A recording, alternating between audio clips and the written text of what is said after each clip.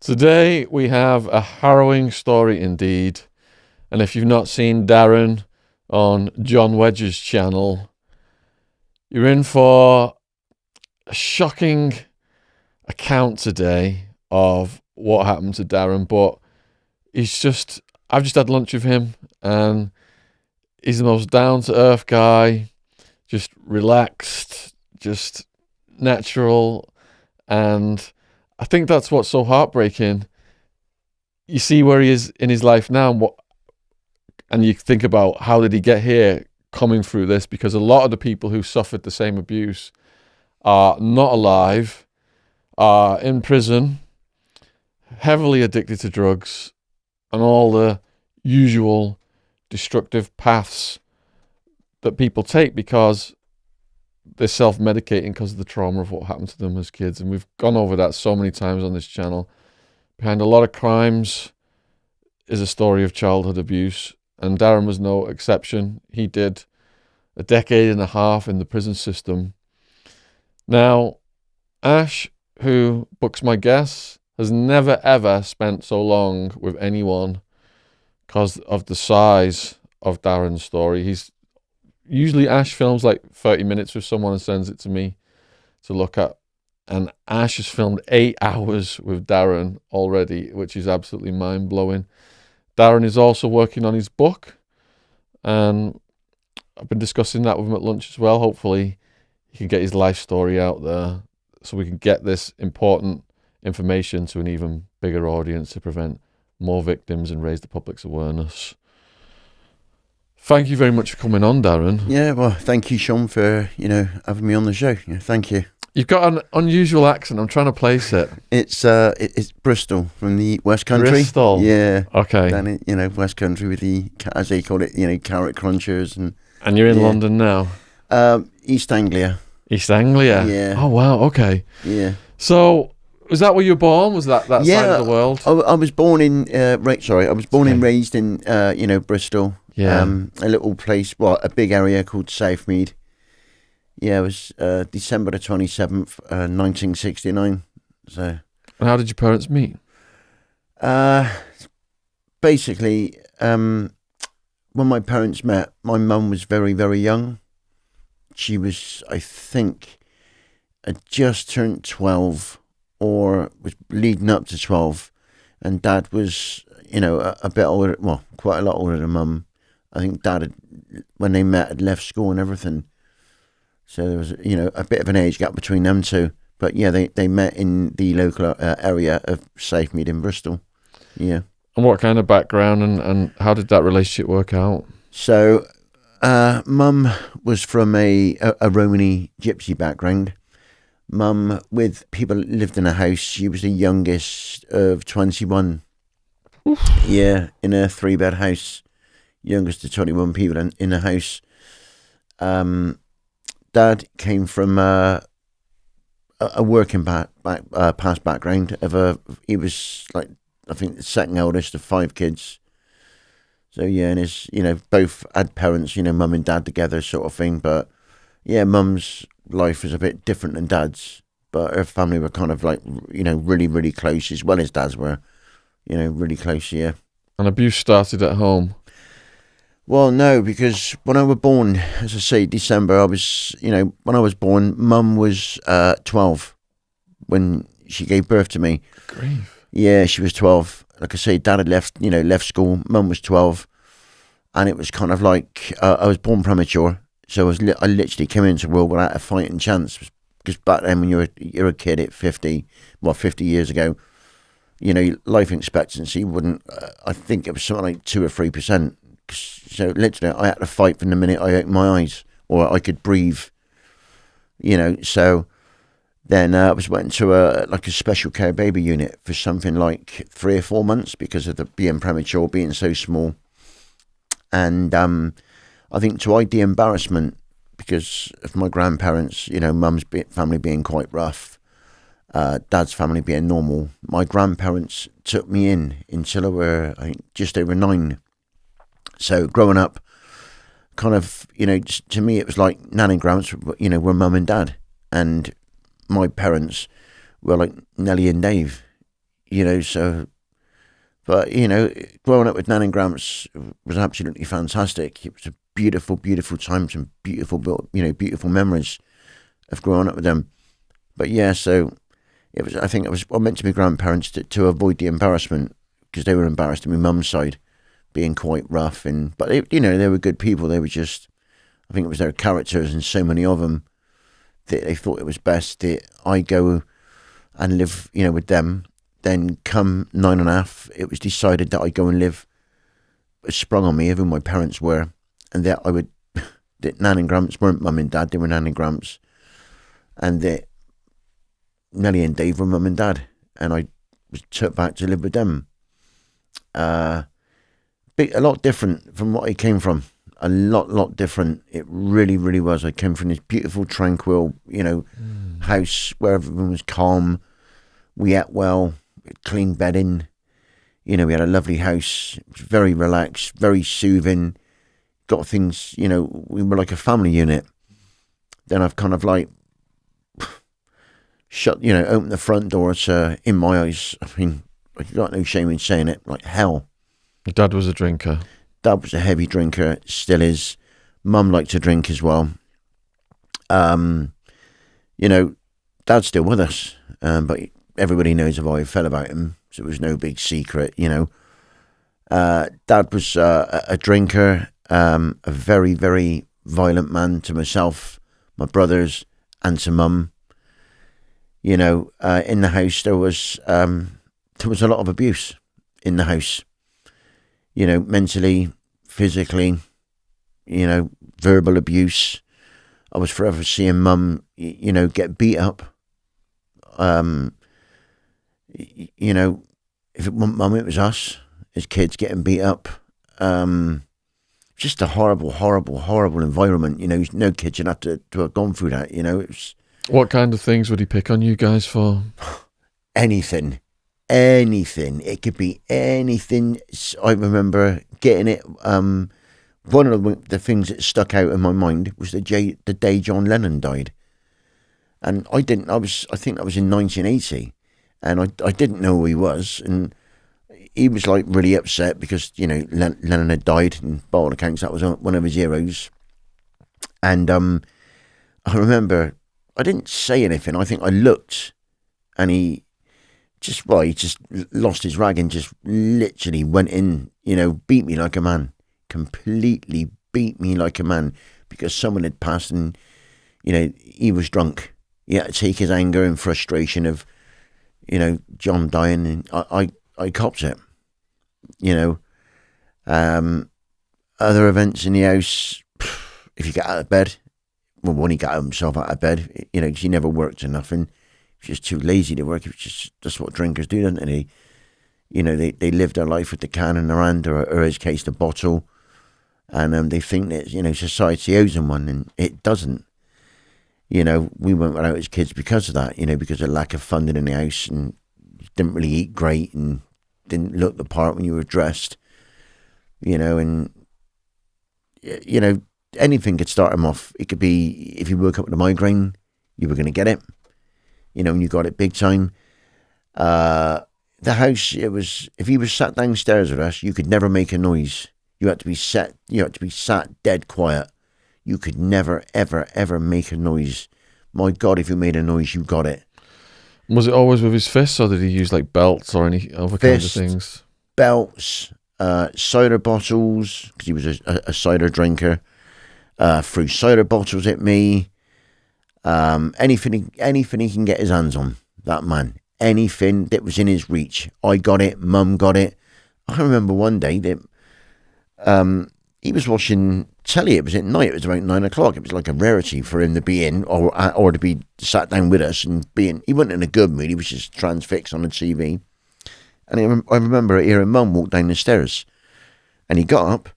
He went to the door, hid behind the door, and as Mum opened the door, he put a glass into the side of her head, just completely pushed.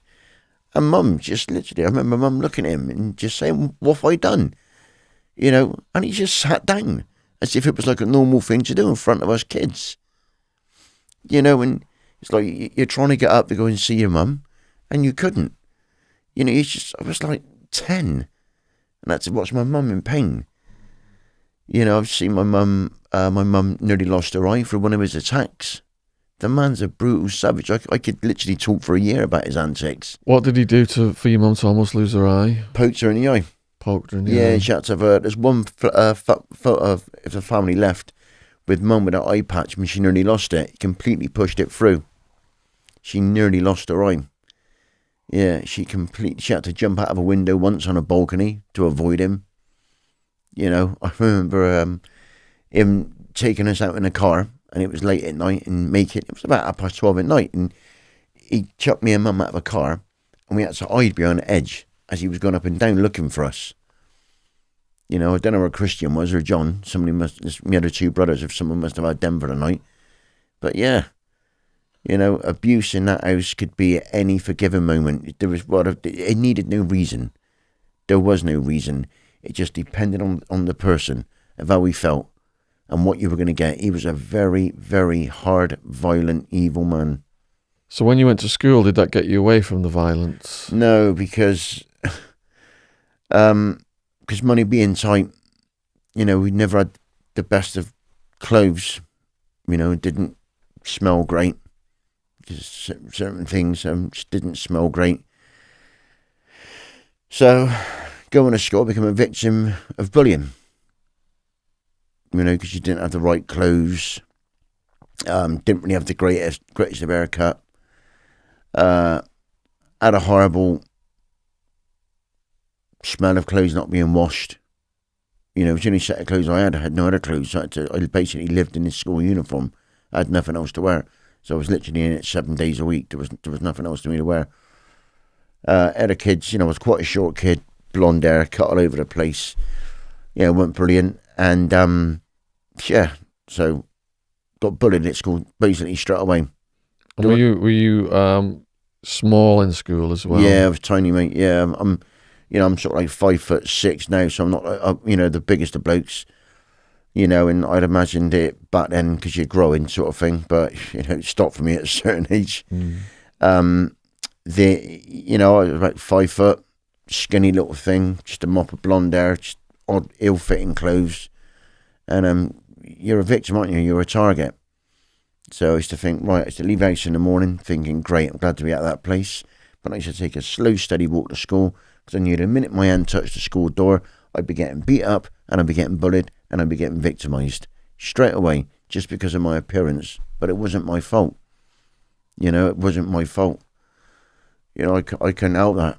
You know what I mean? But why did they put you in the special unit at school? Because I became a little bit in school because I couldn't read and write. Because nobody really sat me down and showed me how to read and write or taught me anything about life. I became a little bit disruptive in school. If I had a subject like with English and stuff that I didn't understand it, rather than put my hand up and say, look, I need help, I can't read this, you know, paragraph and I can't really write. So I'd play up in class, kind of not do as I was told. So I just didn't want to let everybody else know in the class that, as well as being, you know, a trampy kid, that I was a kid that couldn't read and write. Just kind of had enough of the bullying that I just felt too embarrassed to put my hand up. You know, so I thought by being disruptive, by just being an idiot as such, not a clown, so I had no friends in school because the way I was. So I wouldn't do what the teacher told me, so I'd get sent to a place called Rescue Unit. It was a classroom where I had like 3 or 4 kids in it at a time, generally boys, even though it was a mixed school, but it was generally boys. And they put you in there because, you know, for discipline.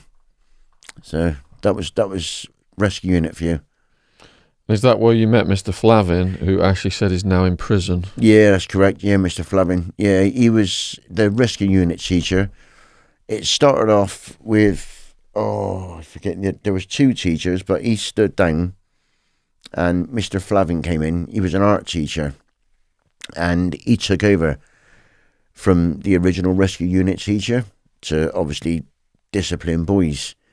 And, you know, for the first couple of days, you know, because he knew obviously I couldn't read and write, that he knew I had a talent for art, and he would give me pens and paper and let me draw stuff. And he asked me one day and said, "Oh, you've drew a vase with flowers." And he said, "How come?" I said, "'Cause I want to give it to my mum." I said, "Because we can't have this at home, because if we had a vase, it would get smashed on my mum's head. So if I give this to my mum, then she ain't gonna get hurt." So, and he obviously knew I had a passion for artwork, and he would always, when he come up to you, sort of thing, to question you or look at your art, he would always come over the top of you, sort of thing, to look over you, like as to look down, and you sat on a chair. And at first, I didn't really take no notice of it. I just thought, he was interested in my heart, and he was like looking over at my work, and that was it. Yeah. What was his ulterior motive? As a couple of days went by, I felt him pushing his full body against me and kind of pushing me into the chair and into the chair into the table. And he would it really first started off with him kind of like touching my hair. And when you look out and think, "What are you doing?" sort of thing. And he was like, "Oh," and I didn't say nothing, but I did look up, and he was kind of he was like putting his hand through my hair, and he kind of like blew onto my ear, which I felt a bit uncomfy with. So as I kind of moved, well, this is the first time everything happened anyway. So as I looked at him when he kind of blew into my ear and was playing with my hair, he pushed me into the table. So your table's like this. He pushed me into the table. As I went in, he pulled the chair, pushed me over the table, and put his hand down the back of my trousers and started rubbing my backside. Then his hand gone into my, genitals, I suppose you call it. I don't know, I'm not really clever. Your private parts. He went onto your private parts of your body and began like really, really, really like forcefully, touching me up, sort of thing. That was kind of the first introduction. I was very confused, very, very confused. Then I had a bite mark on my shoulder. Somebody had put a bite mark, and at the same time he saw the bite mark on my shoulder and asked me how it got there. And I wanted someone to confide in, I wanted someone to open up to, and I told him, but I told the wrong person, of the person that did this to me. And he just knew I had nowhere to run. He knew that at home I had no one to listen to. Dad being an alcoholic, mum being beat. Couldn't exactly go home from school and say to mum, or dad, that I'm in pain. They knew the pain I was in. So I couldn't really go home and open up to them because I had no one to listen to, Shaun. No one was listening. And I thought I'd do the right thing by telling the teacher what I'd gone through. I was unaware that he was a paedophile, and I'd been for some time. And what he used to do then was make a point that the rescue unit, that I'd be the only boy in there at any time I was there. If we had another lad come in from a class that was disruptive, he was only there for a matter of hours, then gone and taken out again to get back on his normal class. Myself, I was kept there. And once I told him about what happened with the bite mark and how it got there, he just started literally heavily sexually abuse me. So you can imagine a typical day for Darren going to school was leaving hell, which was home, not knowing if you're walking to school, if your mum's going to be alive when you come home, what you're going to come home to. So you got all that. You've not really been fed because we never had food in the house. Then you walk into school to think, great, in 10 minutes time I'm going to get bullied. Then half hour after that, after registration and after being bullied, I'm going to go to a rescue unit. And what a lovely day I'm going to have there. So typical day for me would, like I say, you go into registration, go to school. Before registration, you get bullied. Go into registration, go from there to rescue unit. On the way there, you get bullied. You go in the rescue unit, you sit down. The minute you sat in the chair, the blind come down, the door was locked. And he was like a dog on eat. He was literally like a dog on eat. You know, this man was all over me because he knew I had no one to tell. He knew I had no one to run or anywhere to run to. That I was alone. I was scared. I was in pain. I was frightened. I was a young lad. I just wanted someone just to basically, you know, pour out their hand and say, look, you know, everything's going to be all right. But it never did, mate. It never did. How did this guy end up getting busted? Do you know? Yeah, it was in, I think it was 1987. He had got done for grooming a lad since 1983, just after I got put in the care. He found himself another lad, and the other lad exposed him after 4 years of abuse, and he got arrested. He was sent to prison, got out, committed another offence against boys, went back to prison. He's been out again. Now he's back in again for acts against boys. They give them such short sentences, don't they? It's ridiculous. That's the thing, Shaun, with these sort of people. You know, they you know, if you're an ice burglar, commercial burglar, drug dealer, you know, or anything, armed robber, you're going to get big sentences. If you play with kids, ruin kids' lives, you're going to get either a community service order or you're going to get a 2-year prison sentence. It's all upside down. It is, mate. It's what we live in. So this made you not want to go to school, and you started just being a truant then? Literally, every time I went to school, I was getting raped. I had enough of the pain. I couldn't take it any longer. Like I say, I had one or two jobs. So a typical day for Darren was, say, for instance, if I went to school Monday, I'd get raped. If I truanted Tuesday, I'd be left alone, where I can try and heal my body.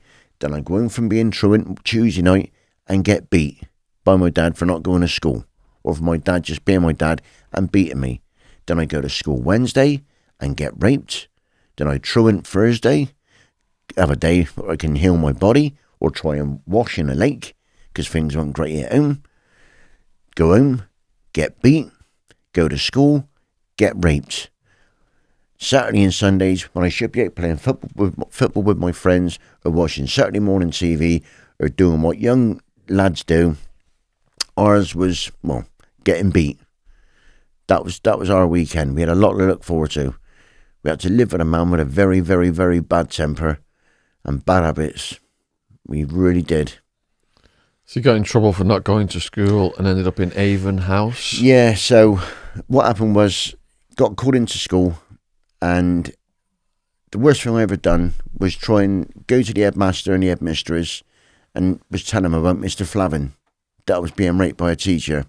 That was the worst thing I ever done, was go and tell the truth. That was the worst thing I ever done. I wanted help. I went to them.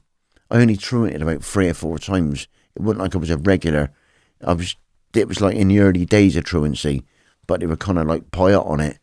So I've approached the headmaster. His name was Mr. Spivey. He was a part-time judge. And Miss Uren, she was the deputy head. I approached them. I tried explaining my case. They were more concerned with me not being raped, but with truanting, and told me that what happened to me was in my head. As punishment, they sent a letter home, and me and Mum were taken to a place called Avon House North. Anybody of my age gap now, 50, would know from Bristol that in the early 80s and the mid 80s, you were taken there as a precaution before you went to court, for them to frighten you. So when you go there, if you didn't go back to school, your next step is court. So we get taken to Avon House North. I was with my mum. My mum was sat there when she heard it come right out my mouth as well. That I tried explaining to the bench of people. It was, I think, again, they were like magistrates, but it was in an office. And I opened up that, could someone please help me? I'm in pain. I'm being raped. My mum turned a blind eye, and so did the school. And, well, they were part of the school. They were Avon House North.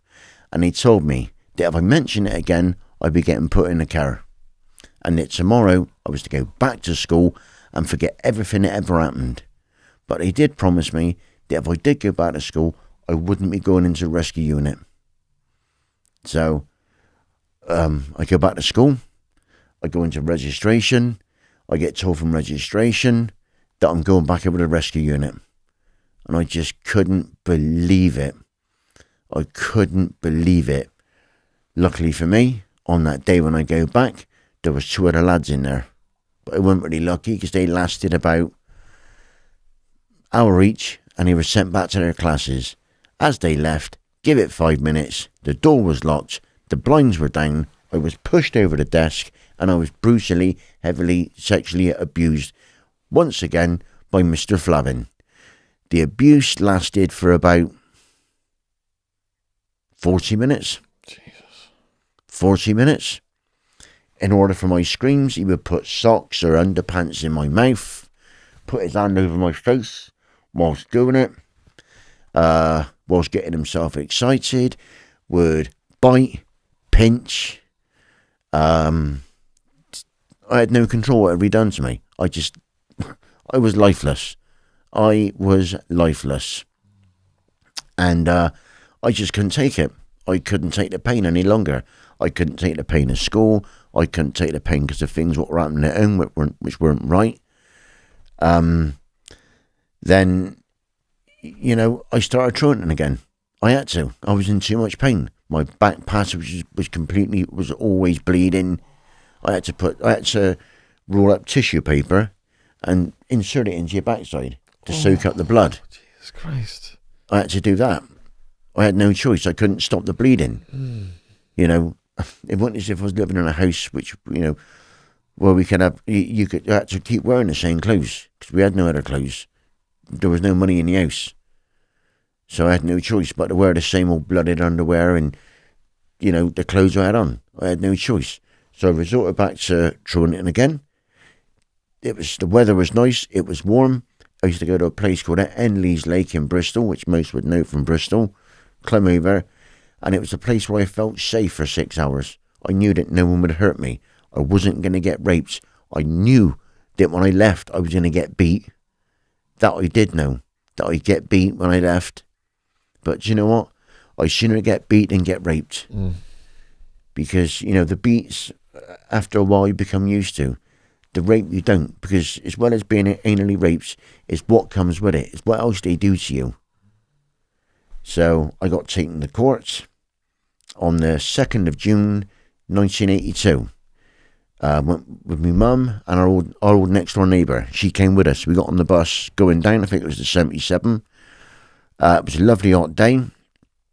And we had to go into it was called the Old Bridewell Juvenile Courts in Bristol. So we go in, you had to book in, go into this big waiting room. And there was myself and I think another family in there with a kid. And there was a kid as we got in there, but he got called into court. So we got called in. We had to sit in there for like 3 or 4 hours. I remember it being, the chairs were this sort of texture. The old wooden chairs, like the ones that are at your backside. And the walls were like green with spots on them. Horrible place, very cold, even though it was warm outside.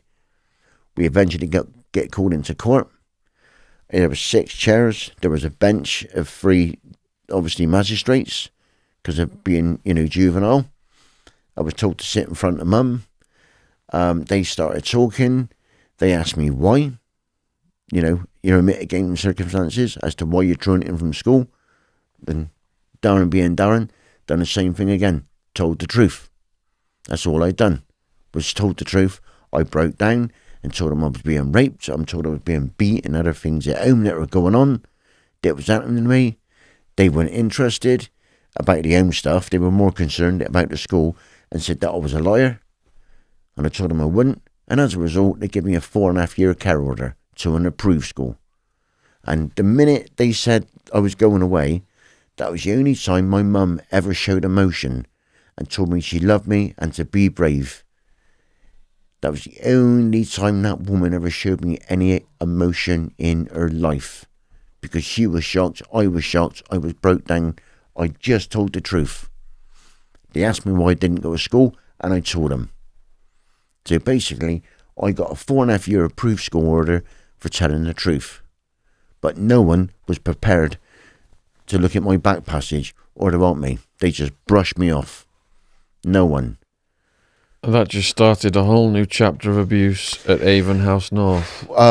That was Avon House North, which was before the court. This was now the magistrate juvenile court. Okay.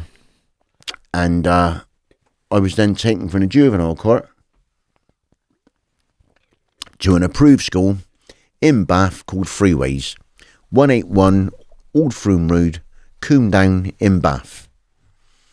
It was a big house dead opposite a place called St Martin's Hospital in Bath.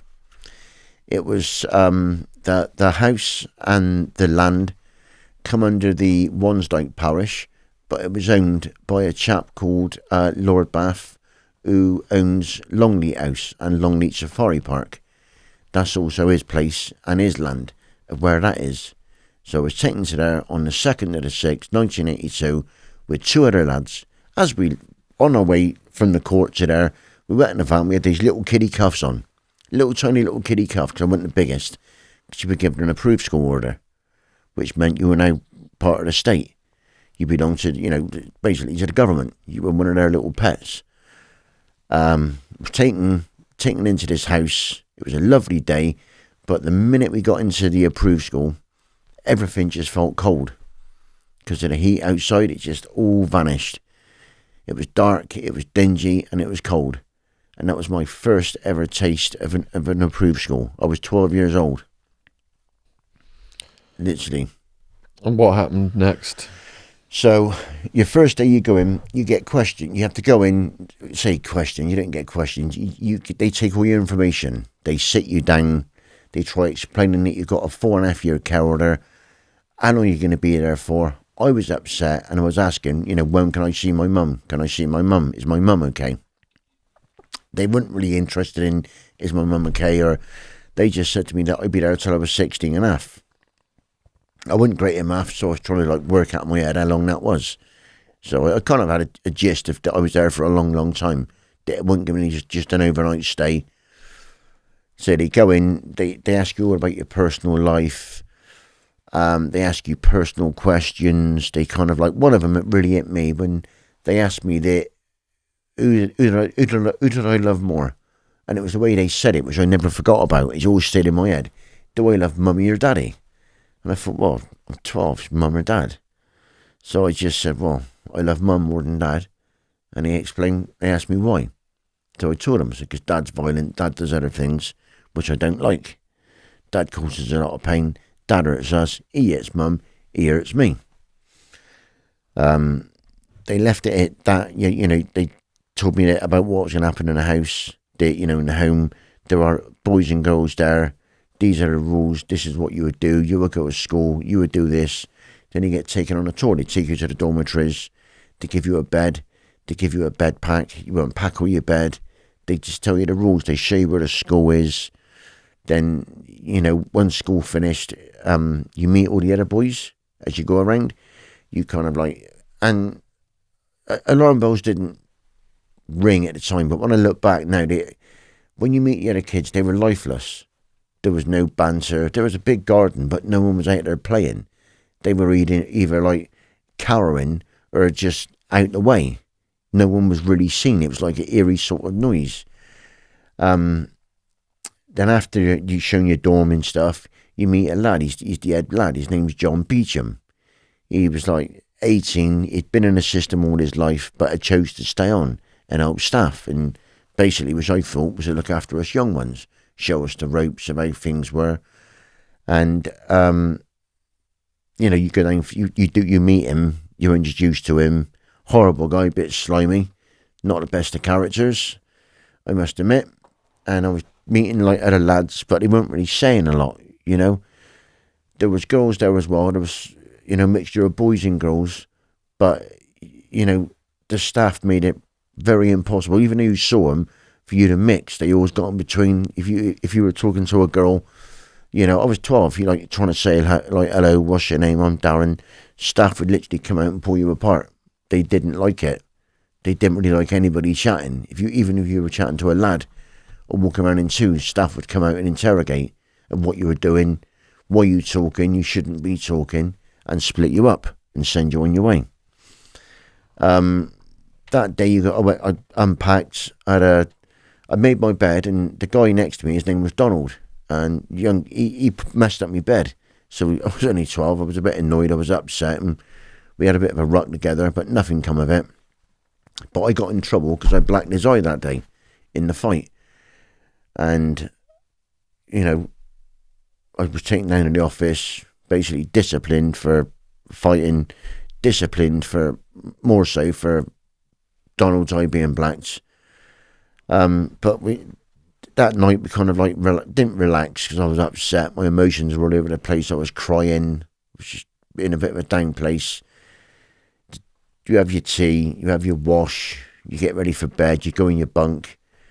And then anybody knows that they're watching this, there's a thing called first night initiation. You get first night beats. When with staff, they make you strip off to your underpants. You have to lay with your hands, with your head back. And they get the lads to put like shoes in their pillowcases. It don't last for long, 3-4 minutes, if you're lucky, 2 minutes. And what they do, they have to give you the first night beats. So every boy there has to come and give you a beat with the pillowcase, with their possessions in. So you get out of it, you know, you get it over and done with. You're led there, you're kind of like bruised. But that's the initiation. You're in it. And so that was my first night into care. Then I was taken about 10:30. The dormitory door opened. It was my first proper insight to freeways. It was my first proper ever introduction to John Beecham was that night.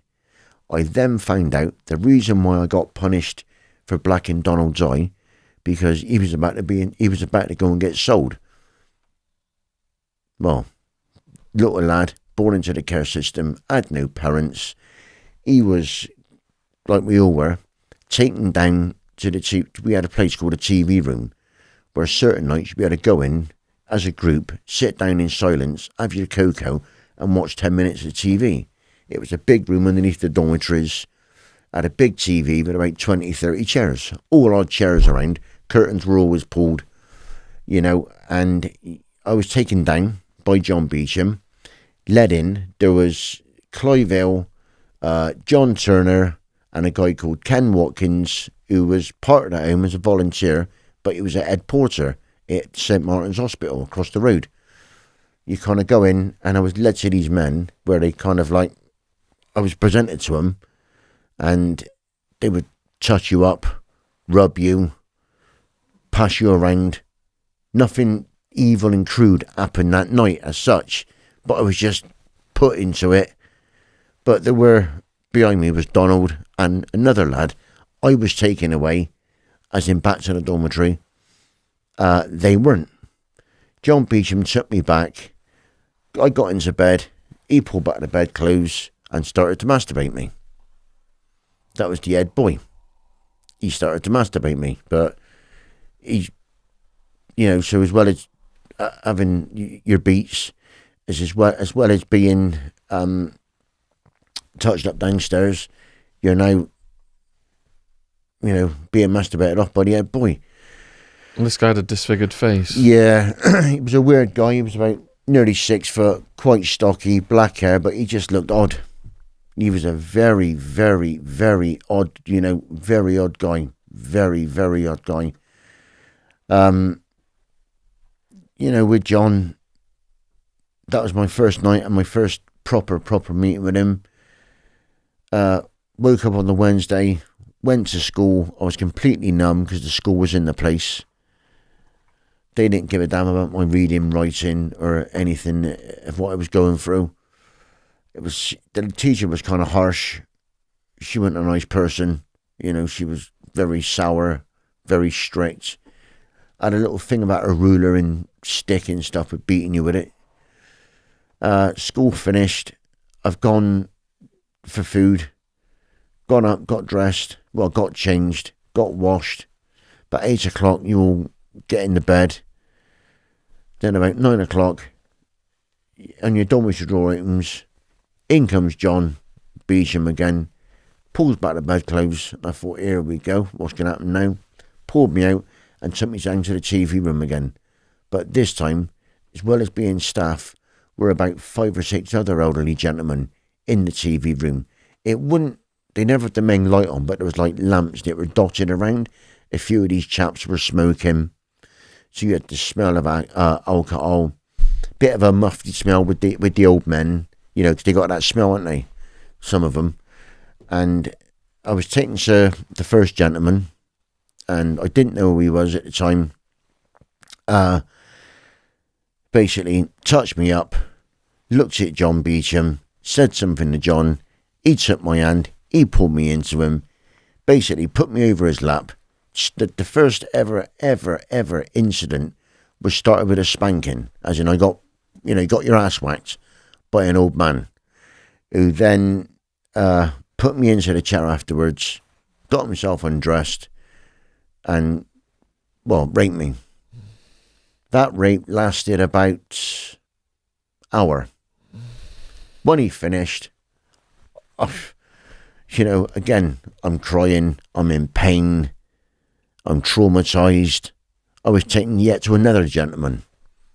So it don't just stop with the one. I was passed on then, Shaun, to another one, who then proceeded to do the same thing to me again, but in different positions. So you kind of think you've had 2 or 3 hours of being raped, that your ordeal had finished. But it didn't. It just got worse from that minute on. You're then taken, what we used to, in freeways, on the bottom level, above the schoolroom, was a big room. We used to call it the bathhouse. That's where you always had your bath. The showers were never, they had showers there, but they were always disconnected. You always had to have a bath. Was taken into the bath room by bathroom by John Beecham. I'd go in there, and there was another member of staff called Clive Hill, who was the van driver, who was, if John Turner went around, was the head man. He was like the go-to man, I suppose. The bath was then run. I was then placed in a bath. As I lay back in the bath, I looked up, and John Beecham put his great big hand on my face, pushed me under the water, and at the same time, he was playing with my private part. Basically, can you say things on here, Shaun? Yeah, you can say exactly what you want, yeah. Continue to wank me off as a 12-year-old boy. But he wasn't doing it nicely. There's no such thing as nicely, that's silly. But he wasn't doing it, he was doing it brutally. He was doing it brutally. But at the same time, he had my face, he was pushing me under, letting me up for the slightest bit of fresh air. As I go, I breathe, my head would go back under again, and he would, continue to masturbate me with such force that your foreskin was being pulled up, and your actual penis was red raw with the brutality of what this man was doing, with the brutality. But unlucky for Darren, again, story of my life, Clive Hill then gets into the bath, parted my legs, pushed John's hand out of the way, and he raped me. But whilst he continued to rape me, Clive then had a thing, he used to like to strangle us in the bath. He used to like to put his hands on your throat and squeeze your throat as he was raping you. Okay? So I've got his hands on my throat, so my head's, I'm not coming up for air now. I've got John's hand on my face, so I'm literally fighting for air. I got water going into my lungs. I'm being raped, and I got John Beecham masturbating me brutally, absolutely brutally being raped. So when you think your ordeal's over in the TV room, you're in for a big surprise, because it's not. Because it all gets a lot worse when you got to go and do that. So basically, then the kids are getting auctioned to these predators. Yes, mate. Yeah, you go in. It's like a car auction. It's like going in. You're paraded around. You're taken to a gentleman. If he likes you, you're his. If the friend missed out next to him, guess what? He needn't worry, because once his mate's finished, you are going to go with him. They will take his money. So there was a cast of characters present at this, and one of them also ended up in prison. called Peter Tobin, a Scottish serial killer. Yeah, God, yeah. He's doing life now. Yeah, he was doing life, but he used to come with another chap who was part of our. Well, he used to come in the home, and his name was Sidney Cook. So he's another. I don't know if Sidney Cook's alive or not still, but Sidney Cook was a notorious. From what I got, from what police told me later on in life, that Sidney Cook was a notorious paedophile, and he was really, really close friends with Peter Tobin. Peter Tobin would come into the home with groups of men, and again, but Peter Tobin also used to be a volunteer at the house. Yeah, he used to volunteer to do stuff. If we used to go off to, the woods and stuff, he'd be a volunteer. He used to, at the back of Freeways was a big field where Lord Bath and his family used to come there more or less every day with his kids, and let his kids run around the field and play with their horses. And 7 out of 10, Tobin would always be chatting to him. He was kind of pretty close to him, along with Sid Cook. They'd all be pretty pally, chatting on the gate with a cup of tea, while his kids were running around. But this was Lord Bath's kids. But yeah, Sidney Cook was a frequent visitor to Freeways, and so was Peter Tobin, a frequent visitor. So all the newcomers were getting terrorised then? Yep. By the head boy? Yep. Oh, bloody hell. And then the pool room. Wow. So basically, with the pool room, we had it was a big room, but with a normal size pool table in the room. It was depending. If there was more men that came that night, the majority would be in the TV room. But if you were taken to the pool room, you were put into an orgy. Because where the pockets were, that's where your backside ended up. So you were stripped off, put on the pool table, arms apart, legs apart, and you were basically moved around that table as to who wanted you and how long they wanted you. But the horrible thing with that was, if I remember, there was in there bits of it felt like bits of pool cue that were inserted into you. I think one of them, I offhand, because you can't see it, but it felt like wood, it felt like plastic, obviously them. But where the pockets were was where a man was. So there were 6 men on that table to 1 kid. And you were literally spun round like a roulette wheel. So whoever got you, basically you were just passed around the table. That ordeal could last, if anything, up to a maximum of 2.5, 3 hours, until they retired, until they were bored, until they'd done whatever they wanted to do. That was inserting instruments inside of you. That was them putting. It felt like bits of pool cue. That was them spinning you around and heavily sexually abusing you. But you're looking at, basically, where there's a pocket was a man. And because of this damage, you later on had to have reconstructive surgery. Twice. Back passage surgery, twice. Because the first one failed. The second one took. They couldn't go to the toilet properly. Was always in a lot of pain with the back passage. So you had to have it done twice. Jesus Christ. How old were you when you had to have the surgery? First one was 18 and it didn't take. And the second one is in my 20s. Yeah, it's a good few hours under the knife with that one. Because in the end, they couldn't go for the back passage. They had to go from the bottom part of the spine and go down to reconstruct my back passage. Because of the brutality. Because of the amount of men, that I was raped by. And the things that were done when you were raped, for a kid, it wasn't normal. It was not normal for anybody. But let alone a kid, it's not normal for anybody, mate. So the next story was of Rainbow Woods. Yeah, so basically what we would do, we had a van at Freeways. So they would take us, 6 boys, 4 boys, to a place called Rainbow Woods, which is just as you're coming out of Bath. I think it's if you go into a place called Midsummer Norton. It's a big, big wooded area. You get put in the van. You get taken by Clive. It would always be Clive Hill, John Beecham. John's in the front. We're in the back. Clive driving.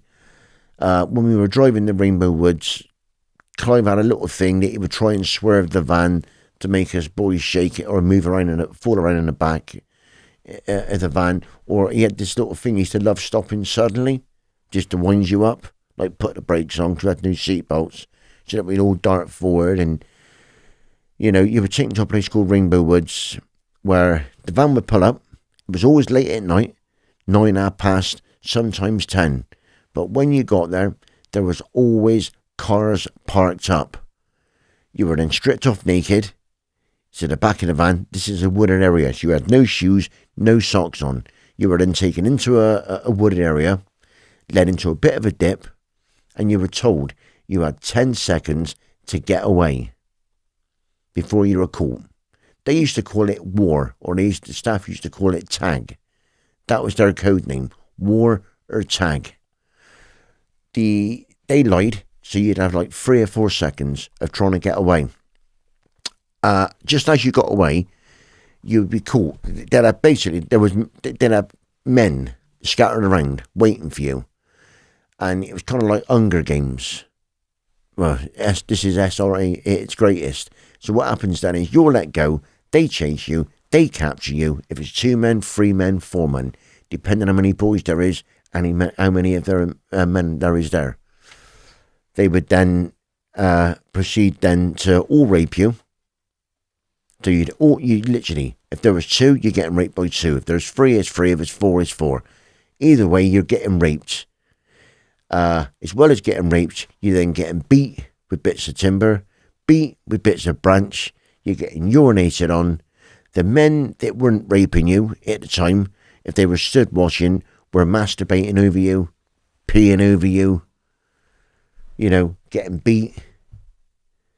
And you were gagged with socks. Socks, underwear. I had a tie put around by a certain well-known judge in Bristol. He used to put a tie around my neck and like to strangle, but he did it not just myself, but all the other boys as well. He'd have a little fetish that he'd like to strangle boys, and yeah. So Ash said it's documented that Jimmy Savile was linked to Rainbow Woods. Jimmy Savile, Peter Tobin, all had links to the woods and all had links to freeways. Every single one of them.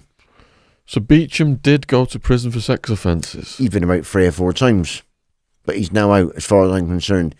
The last time I seen John Beecham was 2012. And I met him in a doctor's surgery.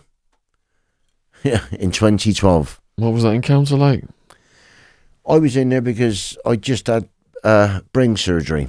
I've had a stroke at the time. I've had brain surgery.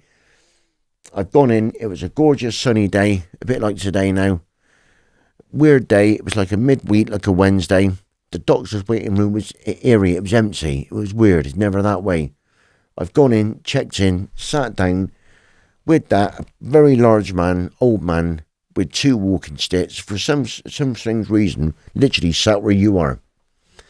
But what drove me to look at his face was the t-shirt he had on. It said, "Don't drink fresh water, because fish fucking it." And I thought, hang about, that's a bit naughty to wear to a doctor's surgery. He had these 2 walking sticks. As I looked up to see his face, it was John Beecham. He held his sticks, come forward, and smiled at me. He smiled at me. I sat back in the chair, and I just froze. I was shocked. I didn't know what was going on. I was 42. You'd have thought at 42 you'd have got gone for him. But it was the devastation. It was the pure shock. That a man, literally raped me was sat in front of me. He was there. He was in front of me, Shaun. And I had to get up and leave. I ran out because I was in shock. I just couldn't believe it. I was sick. I got in my car and I drove up. Within 10 to 15 minutes of leaving, the phone's gone. It was the doctor, Dr. Charlotte Mowat. And this is on, we got proof of this. Oh, this phone call is all down in notes. Everything's documented. She asked me what happened. I broke down on the phone and I told her. She asked me to come back. I went in the office with Dr. Charlotte Mowat. This was Stoke Gifford Medical Centre in Bristol. And she said to me, Darren, my darling, she said, I'm sorry to tell you. She said, but we knew he was a paedophile. She said, but I didn't realise you were one of his victims. She said, I'm so, so sorry. She said, but we know. She said, but there's nothing we can do.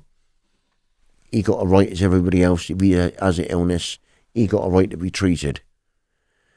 And I just broke down in tears. Just, she thanked me for coming back. But I just, it just brought everything back to me. I was absolutely devastated. And my doctor knew. And I was upset. We had a good talk. We left.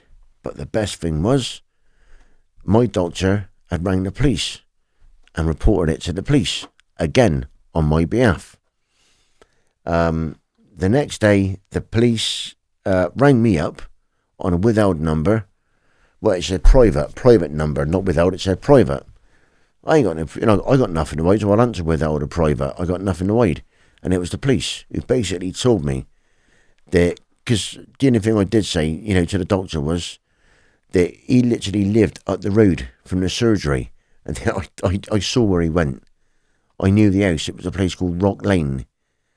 And obviously she told the police this, but not for me, but for him to say, look, he's, watch him sort of thing. He lives, but she got his medical notes.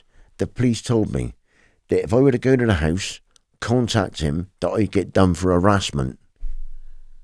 And that basically I was to keep my mouth shut. And as I said to the police, that with all this, I got all documentation. I got years and years of doctor's records.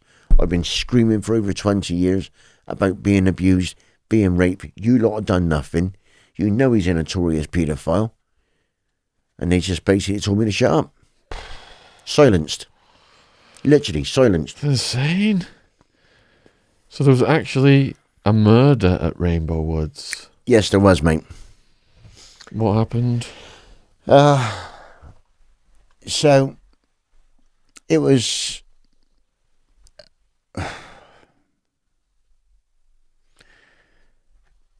Lester Starling. Who was Lester Starling? He was a young lad who was with us.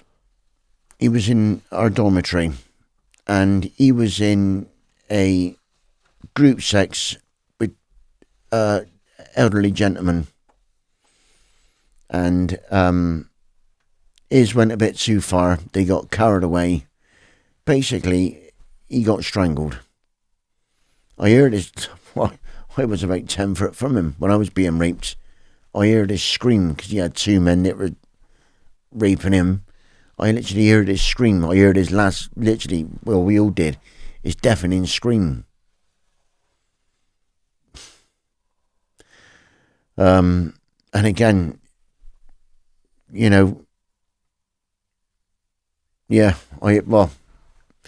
it gets worse than that on that case, I'm afraid, because, after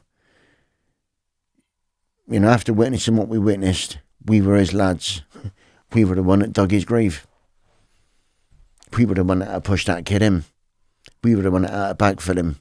We were the ones that were told afterwards that if anything was ever said about anything, that we'd be behind him. That's how we were silenced as kids. That's how the fear was put into us as kids. But yeah, with Lester, God rest his soul. What were the abusers doing while you were digging the grave? Whipping us, urinating over us, masturbating, laughing, jeering each other on to touch us, inserting their fingers into our backsides. We dug the grave naked. We dug that grave naked. And at the same time, we're being abused. I think one of the lads who was crouched down, don't hold me on this, but I'm sure that as the lad was crouched, he was being raped, digging it. That's how evil these people are. That's how sadistic they are. That's how vile they are. How did they get the body into the grave? No, we did. We did. They didn't. We did. We had to push him. and he fell in. I know. And you've been back there, have you, to just show respect and mark the grave? Yeah, I have. Where you approximately believe it is? Yep. Has there ever been any inquiry or anything? Tried explaining it once before. Tried opening up the police. And guess what? I was shut down. I was told basically to go away. I was told to shut down, to go away. It's none of your concern. It never happened. Well, it did. It did. That's the thing, Shaun. So for kids like this then that get killed, who are in care, there's no family or anything that would research and check and find out? The thing is, with the care system, with the 60s, 70s and 80s, just say I could have been one of those kids that at my age that could have been born into the family I was born in, that because mum being so young and there not being enough room for me at her parents' house, they automatically put you in the care system. You know, newborn babies. You know, Mike Tarrager was there from like 3 days old. So you're born into it. Or you gave up as a kid, mum don't want you, they put you straight into care. You're raised. There's no record on you, is there? No one knows you're there. Just let me tell the viewers then. Mike Tarrago, we've interviewed him twice. He was in the care system, horror stories. So if you want to see those interviews, they're all in the description box below this video, the True Crime Podcast. Okay, yeah, keep going and keep going. Yeah. So sorry, mate. Right. So you're basically, if you're one of those kids, you're born into the care system. All you are is you're a bit of ink on a bit of paper. Not like nowadays when there's all cyber. You know, you're pen and paper. No one knows you exist, or they do, but no one knows where you are. Back then, it's still pretty big now, but the care system was everywhere. In every county in England, there was 2 or 3 approved schools. In Bristol, there was about 20 at one time. And Bath was more again. There was so many around. You know, that was the thing. So if you was unfortunate to have been born into that, there's a good chance you'd have died in that. But the kids that were born in it generally come out messed up from it. Because it's a bit like, you know, you're not giving love, are you? You're not showing respect, you're just being abused. So with Lester, how easy to miss him? It's not. All you do is put his file or his little yellow card, which you could get from LBW, which is a records place in London, but you won't get the file. All you would do is get a little card to say, yeah, that kid was there at one time. But all they do with the rest is put it into a fireplace. Then that's it. So people watching this think it can't get any more horrific, but the next story is about the stable, which you have described as the most sadistic abuse, where the abusers that paid the most money attended. So basically, with Lord Bath, him and his kids, they kept horses, and he had a big stable at Freeways, which was at the back of the house. So on the abuse side of things, what happened in there was, if you were taken into the stable, you could have been taken into the pool room first, or the TV room.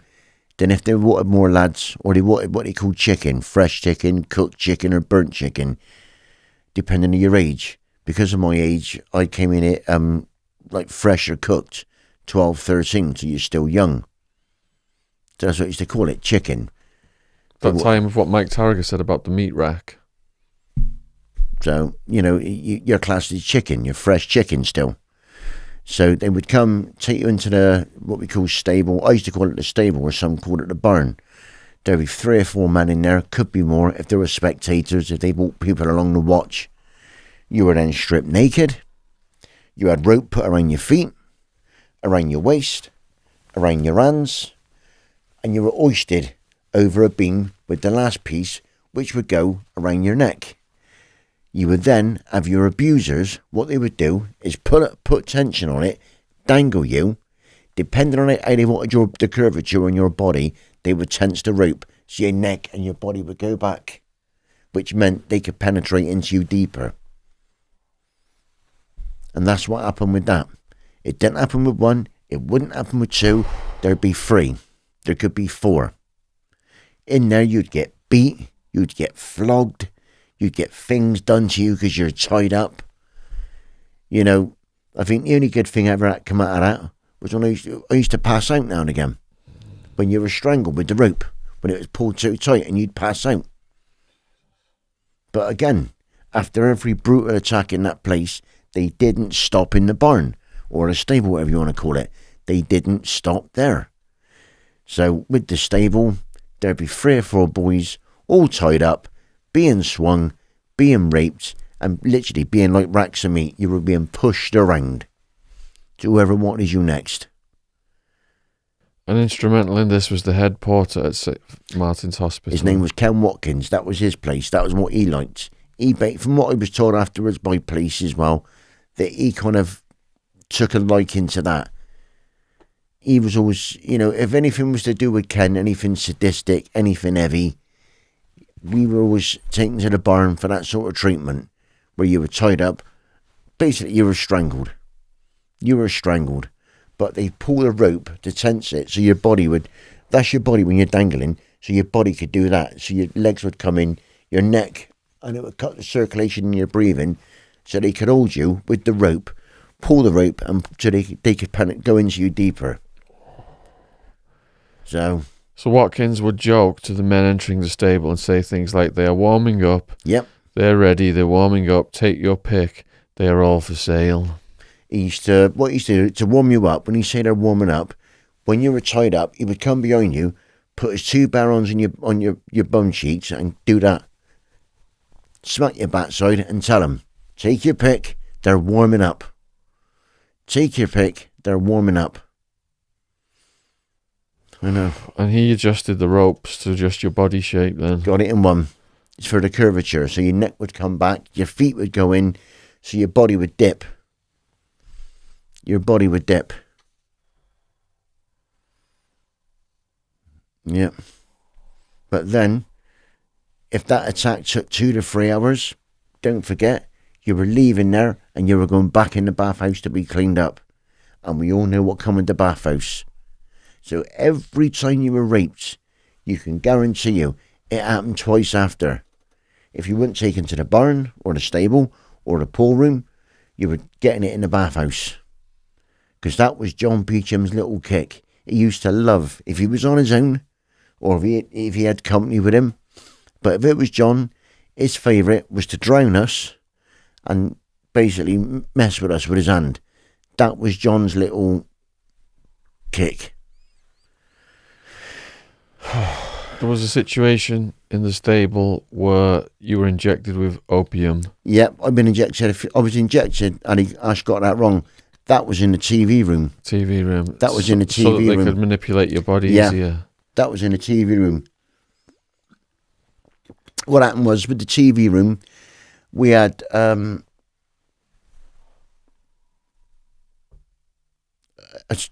certain individual came to our home on a few occasions. A VIP. Is that okay to say, Shaun? Yes, that's fine. Yeah. We had a VIP. He used to come to our house, like as in the home, the approved schools. It was a big house, and who had a very big tendency for young boys, indeed. You know, even though this person was married, is married now. And what he used to do, he used to like doing, was injecting your neck with like a opiate, like a morphine-based opiate, so your body would go completely limp. So that meant it meant your body, it wasn't rigid then, was it? It was kind of really floppy, that he could do whatever he wanted to do to you, and for however long he wanted, due to who this person was and the power he carried. You know, he would literally, I would put him out of my attackers, he was one of my most brutal ones to date, due to the fact, he's the only person that raped me in that system that I didn't even know why he did it, Shaun. I look back, I know why he did it. I wanted him to stop because he was that brutal.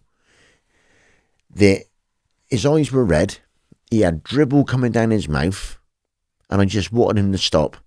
And I just looked, and his complexion, his face, it was grey. It was horrible. But he was a young man. He would have been in his 30s. He was a young man back then. He was in his 30s. And I just, do you know what? It was one of those moments when you wish you were dead for the pain he inflicted. I really do wish I were dead. It was horrible. It was horrific. But because he put too much into my neck, and it went on for too long, they basically, well, by all accounts, I OD'd. But they say I was then dumped out onto Old Froome Road, where I was, found, taken to St Martin's Hospital. I was 13 then, for a suspected opiate overdose, dressed in underwear. But here's the big joke, that I escaped. I got out to get this stuff and did it outside the gate and left myself in a heap. 1, I had no money. 2, the place was locked up. 3, I was in underwear. 4, I didn't know what drugs were. I never had a clue. But the biggest insult or injury in all this, because I was coming round, I was being spoken to by different doctors on this, what you call gurney bed, was the fact that from the waist down, I had a red blanket and my backside was bleeding. But do you know what? No one looked at my backside. They were more concerned with the OD and that I escaped, because they knew. Certain people in the hospital knew of people that visited that place. They knew the power these people had. And they knew that going home at night, they had families to go to. So they were going to say, zilch. Forget that boy. He's a no one. Leave him suffer. And that's what happened to us. That's how it's such a foolproof system, isn't it, for the paedophiles? That's the thing. The bigger the paedophile, the more power they got. Goes with the territory, doesn't it? That means they can invite all their friends in, conviction free. Conviction free, yeah. No matter what you say, no one's going to believe you because of where you are. So to this day, you've got a phobia of baths. Yeah, I'm frightened to death of baths. I don't like them. They really, really, really, really scare me. It's the fact that I've got it in my head that someone's going to drown me, or they're going to do something to me. I've just turned 50. I do not like baths. I find it hard to even go into a bathroom with a bath stair or get close to the bath. I don't like it because it's always in the back of my mind. I'm thinking, is John Beecham going to come for the door? Am I going to go in the bath? Am I going to die? I got a few other phobias, but that's one of my biggest ones is a bath. So there wasn't just the horrors of the bathhouse, there was something that happened in what's called a paddling pool. Oh, God, yeah. So basically, at the back, where the dining room was, we had a bit of a courtyard with a bit of a fence, a bit of a high privet bush. And they used to have all year round a paddling pool in there, regardless of the weather, regardless if it can be snowing. If they wanted a kick and used to put boys in there, they put boys in there. The sad thing with the paddling pool was we had another incident like we did at Rainbow Woods, I'm afraid. That one lad was in there with 4 men around him, and the poor lad lost his life. The poor lad lost his life to 4 beasts. Was that strangulation? Sorry? Was he strangled? Yes, he was, mate. Yeah. Yeah, he was strangled because of their sexual perverse ways. Their horrible, horrible, vile ways. Because to get their kicks, the water was freezing, the lad had no chance. And you know what? We were all lined up, because if he wouldn't have died, we'd have been in next. That's why there were men there. It was group sex. It was like 4 on 1. They were all doing things to this lad in freezing cold water. But you know what? You know how cowardly they were? They weren't in there. They were doing it to him as he was in the water. They put him in freezing cold. So what about the other staff, like tea ladies, psychologists, and... people who could have witnessed this. Yeah, you had everybody that witnessed it. The teacher, you had two team leaders called Dor and Emsey. They come on at night. You had the main a lot of the staff were agency as well. You used to see staff that would come for like a week and they'd be gone. The main staff was Ken Watkins. He was volunteer. So if he wasn't working shifts, he'd come over. Was John Turner and his wife. His wife were there. Clive Hill, John Beecham, Ken, and you had like other staff that over years that just came and went. Psychologists, Jesus, they weren't interested because they were raving you as well. Along with the probation officers. They were just as bad, mine included. The probation officer I was given, whilst there, used to come in once a week and rape me. And that guy was to go on afterwards, when I left until I was 18 with me care order, was my supervising probation officer. I had to see him every Thursday for 2 years after leaving care for me to keep quiet, to silence me. And people go, oh yeah, you know, I'd have come out and gone to the courts, or I'd have gone to the police, I'd have did this, I'd have did that. You got no chance. They're all involved. You know, you got old retired police officers, you got Crown Court judges that came to our place, you've got, you know, doctors, we had a dentist. You know, I've had a lot of things go on, mate, you know, a lot of things. Hence, you know, writing the book with my partner. You know, there'll be more, you know, there's be a lot of detail in the book as well. But we had, as kids, we had a lot of bad things that happened to us in that place. A lot of bad things. Like I said, it was the people. You know, when you got a Crown Court judge, we used to get visited by a one QC in particular who was very high up. I believe he passed in 1990. His name was Sir Ian Lewis. He was a very, very high-powered Crown Court judge. He was a visitor to the home all the time. He was a constant visitor. We used to have retired police officers that would come in, solicitors, social workers, doctors. I've been raped by a dentist. You know, depending on how randy he felt and how busy his day was. With the care home, this is how much they cared for us kids. We get 3 or 4 boys taken for a checkup at a dentist, or 2 boys, 2 girls, for a dentist visit. You knew that the minute that kid was going to go in that room and that door shut, you were getting raped by the dentist, or you were getting touched up in the chair. I got a phobia of dentists. I detest the chairs. You know, with all this coming out of it, it's given me major trust issues. You know, I really don't trust anybody. And to be honest, I got a good reason to as well. You know, for me to trust someone, geez, you got to be a good person. You know? Have stories come out about freeways over the years? People have come forward. And again, the minute people start talking, they remove evidence from the internet. At one time, there was a big piece on the internet about freeways, about certain teachers, certain members of staff. Then over time, they disappeared. They were taken off. But at the moment, we're trying to do some research on the place to see what we can find. And, you know, again, with this video going out and this podcast, if anybody who was there at the same time with me, or after the time I was there, or before, I urge you all to come forward and speak out and seek help. Don't be scared. There's no need to be a coward, mate. If you've got nothing to be scared for. I've had it all my life. Running all the time, keeping my head down, being scared, being paranoid about what they've done to me.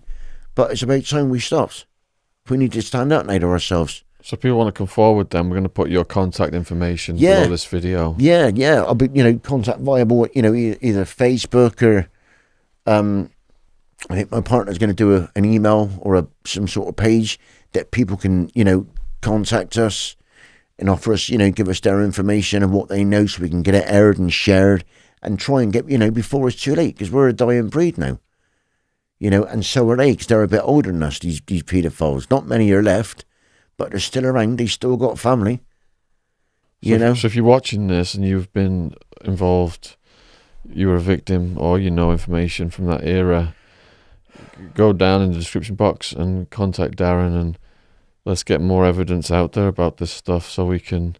Is it still open, Freeways? It's now a school for autistic babies. School for autistic babies, good Yep. grief. I done filming there a couple of months back, eight weeks back. How did that feel? Horrible. Absolutely horrible. I just went in via John Wedger to do a video of the place and the Rainbow Woods. It ripped me to bits. It absolutely, it ripped me to bits. It's a weird one, really, because it was kind of like one of the worst days of my life, but then on a second bit, a more positive day in my life as well. So, Did you film that one, James? No.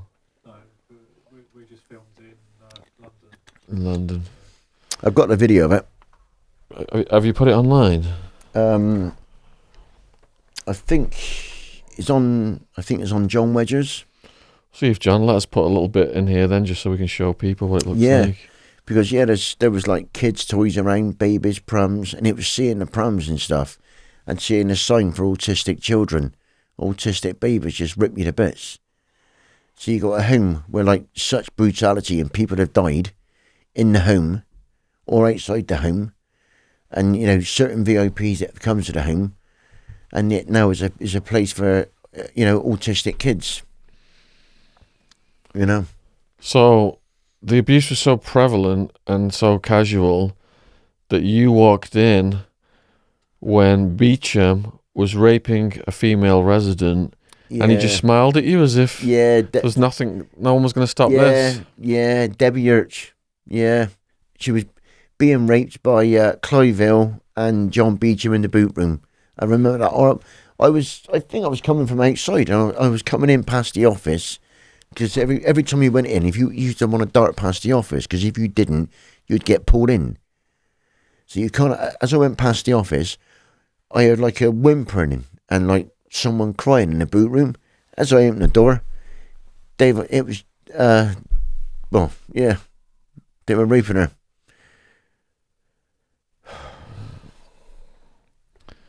And just grinned, smiled. How old was she back then? 12, 13. Aye. Yeah, 12, 13. Yeah, her name was, so if she's listening or anybody that knows her name was Debbie Urch. Yeah, it was Clive Hill and John Beecham. Just didn't know what to do. Just didn't know what to do. Who'd you tell? And the kids were so terrified that no one's just spoke about it. Well, how can you? Because the minute you do, you get shut down because of the professionals that were involved with the place. You've not got a leg to stand on, Shaun. You've not. I tried. The only backup I got with this is on my medical records that I've mentioned for the last 30 years of freeways, abuse, and the people that have done it to me. It's all on medical record. I've done nothing but shut up about it. Because the police won't listen to me, and doctors got to write it down. They got to write what you're going to the visit for. They got to. So I always made a point of going for different things, but I would always go on about the abuse and people that were involved. So for the last 30 years, it's all documented. All documented. But because there was important people participating... Exactly. Do you believe that there were people covering it up at higher levels of government? Yeah, there was. Yep. As there always is in this sort of case. Because, as well as I do, Shaun, that, with the big powers of above, with the big boys... They'll always be protected. I mean, we can't go a week now, can we, without hearing of another name with linked to paedophilia. So it's just so corrupt with the SRA. It is just so corrupt. What chance have kids got today, of living a normal life? But what chance have people like myself, at my age now of 50, have got to be believed, and the police actually listening to us and taking note and doing something? We got no chance. Absolutely no chance. Because you're tarred with that stigma. Don't listen to them. They're from the approved school. They're nuts. We ain't nuts. We ain't nuts. We're as normal as anybody else. It's just that life was a little bit crueler to us lot. It really, really was. Because the government gave out a legislation that basically said, don't believe any kid that was in the care system. That came from the government because half of their friends were raping them kids. And that's a true fact. So what they done, again, was a golden handshake to protect their friends, to protect everybody else, was let the public know, don't listen to him, don't listen to her. They spent years in an approved school. Forget it. They're traumatised by it. No, what we're traumatised by is the way we were treated, the things that were done to us. You know, they weren't there to love us, but they were there to, you know, they were paid to look after us. The government paid them to look after us. They weren't happy with what they were getting per week looking after us as kids. They wanted bigger things, so then they sold us. We were a commodity. I was a commodity for someone in that place over 4 years. Like I was prior to that place. Like I was after that place. You know, when I left, I was a commodity to my probation officer for 2 years with his sick reverse ways. Before we get to that then, how long were you in here for? Just over 4 years. I went in 2nd of the 6th, 1982, and I come out in May 1986. Were there any periods of calm, or was it just continuous? No, it was as you got to 15, 16, you got left alone a bit because younger boys were coming through. Because then you're classed as burnt chicken. You're classed as burnt chicken because your backside isn't as tight. And because after years and years of rape, believe it or not, your bowels and stuff relax because of the trauma, because of what's been done. Yeah, it actually relaxes, which is sad. You know, it's when you've been raped, that's what it does to you, Shaun. It relaxes your bowels. You know, but as you get a bit older and your classed is, you know, basically, like you say, you know, burnt chicken as such, the value's not there, is it? As you're getting older then, and bigger physically, the lads are getting bigger. Yep. Is there any kind of like notion of rebelling against it and attacking people or striking out against the predators? What you do, as you get older, and you got so much anger, ain't you, built up inside you? You really, really have. You know, you get a lot of lads, like I say, that have gone out, haven't they, and got certain individuals back, one or two that have ruined their life as such. Me, I was unfortunate to have met one of my attackers in a doctor's surgery, and I felt numb. You know, I felt completely useless, and to this day, it haunts me that I didn't do anything about it. But do you know what? I'm glad. Took you by surprise, didn't it? I didn't expect it.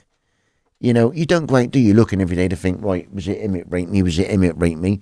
You don't go out looking for that. You know, you go out to live a normal life. You know, and if you do come across them, it's harrowing. Like heroin, it's horrible. It knocks you for six. It's not a nice feeling. But what you do get, a lot of lads, is, myself included, you turn into like a violent person. Because you got no trust issues. You strike out before people strike out at you. You do things that, you know, you're just protecting yourself because you don't want to let people in. Because you're thinking of what are people's motives. Why does that guy want to get chatty? Why does that guy want to get pally and call me a mate? What's he after? Is he a nonce? So before they're getting too close, and they could be decent people, you're striking them. You're going in, Shaun. You know what I mean? It's just, it's what's been installed in you. Because you're scared. I'm thinking, do you know what? I'm 40, I'm 50. I ain't 18, I'm not 18 no more. I'm not 16, I'm not 12, I'm not 13. You know, I'm not having it done to me. And it's trust issues. So as you're getting closer to your release, what's your plan for when you get out and what's happening in the home? As in home? In the care home. The school. As I'm coming, as 1986 started, things kind of, with me, relaxed a little bit, as in terms of being raped. You might get raped once or twice a week, or you might even, I had a spell where I didn't get raped for 3 weeks, because your body's changing, you're becoming a bit more, you're becoming more physical, aren't you, in yourself? You're getting stronger as a young man. But I wasn't getting as touched unless you had one it come through that liked people like me. You know, blonde hair, green eyes, that was his type. You know, or they had someone that come in that wanted a middle-aged teenager as such. Someone that had just turned 16 of whatever to tick their box. Then they come and get you and you were sold. Plans, there weren't none. They never got us ready. All you were basically told on a weekly basis is what would happen to you when you left if you spoke. You know, what they would do to you if you left when you spoke. And the sad thing was that in amongst all this was when I used to get visits every now and again, 3 or 4 months from my mum and dad, if they could be bothered to come and visit me, was how I kept quiet on a family visit was the man I hated the most in the world, my dad, was the man I protected. Because what they would tell me was, when he leaves, we're going to follow him and we're going to kill him. I didn't want him to die because my mum would have no way of getting there. I wanted to see my mum. So to protect him, I had to keep my mouth shut about getting raped. I couldn't say, because I wanted to see my mum. Even though I went close to her, but I still loved her. I wanted to see my mum. Otherwise, with him gone dead and buried, you know, it would have been a nice thing, but I was never that lucky. But, you know, I wanted to see my mum. So to keep my mouth shut, I had to protect the man I hated the most in the world, was that scumbag. Did you ever think about telling your mum? I told me mum. I've told me mum this year. I told me mum. No, I mean back when it was happening. What, whilst in the home? Yeah. No, because you always had a member of staff with you. You always had a member of staff hovering around, stood by you, and what they would do is now and again, when they walk past, they rub their penis in your shoulder. Just to let you know, if your parents weren't looking, just to let you know that when they go, you were getting it again. You were primed before you went into the visit. You were primed when your visit was there. You were taken to a room, and you were told of what had happened. So you were zilch. Visits for us were horrible. Mum would look at Dad. Dad would look at Mum. I'd be sat there just with my head down, in fear, thinking, Jesus Christ, I want help. I don't want to be here, but what do I say? How do I approach it? If I tell you now, if I can't go with you, I got to stay here. I got to deal with these. You know, it was a horrible thing, Shaun. It really was, when you got no one to turn to and tell. You know, it's not nice. What made you just tell your mum then, recently? Well, I told my mum before in the past. Okay. But I needed answers this year on certain topics of growing up. And I wanted answers. Because my mum's always been, you know, whenever I've approached my mum about stuff, I've asked her about events that have happened to me in the past as a kid. I've always been told to shut up, to forget it. It's gone now. Don't dwell on the past. But these things happened to me. So again, this year we had a bit of a big talk in January of this year, and I told her some few home truths which she didn't like. I told her that I liked her as a friend, not as a mum. I said, but not as a friend I love, just a friend. And I was asking her about stuff that had happened to me, stuff my dad had done to me, had done to me as a kid. I wanted answers of how I felt, the pain I went through. Why did you do it? Why did you turn a blind eye? Why did you shut up to my cries? You know, and she just wouldn't answer. She just kept putting her hands on her head and going, I don't know, I can't cope with this. Well, if you couldn't cope, I couldn't cope.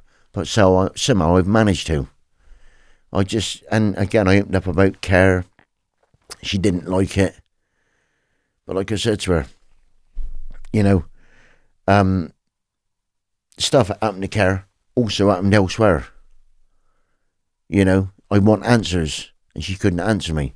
She was asking me, do you know where I got my mum properly, not in a way talking, was I got my phone out and I put it in my hand, and I said to her, if you don't give me an answer now, I will ring the police and I will tell them everything. I said, so the choice is yours. If you don't talk, you and that scumbag upstairs will go to prison for a long time. I said, so the choice is yours. You won't do that? I said, won't I?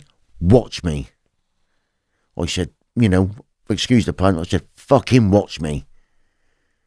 I said, no, what? And she wouldn't. She would ask me to leave and get out, and that was the last I saw me mum. So she was very young, wasn't she? And kind of born into this world of... Yeah, but very young, and, you know, she had no respect for us kids, because when all these beatings and other stuff was happening at home, mum could have took us away. Mum was offered places of refuge. Mum was offered a choice. Mum was offered to stay with family friends and parts of her family. But no, she always went back. She always put us in danger. You know? Which makes her complicit. Well, of course it does.